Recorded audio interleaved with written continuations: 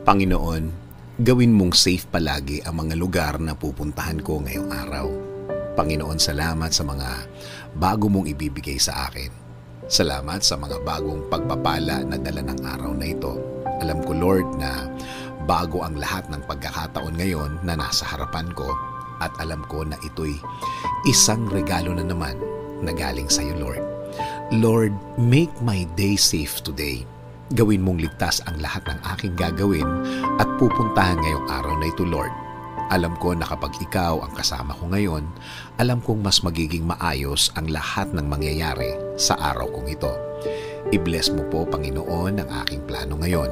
I-bless mo po ang lahat ng aking planong kakausapin, Lord. Ilagay niyo po sa aking way ang mga taong tutulong sa akin at sa aking planong gagawin.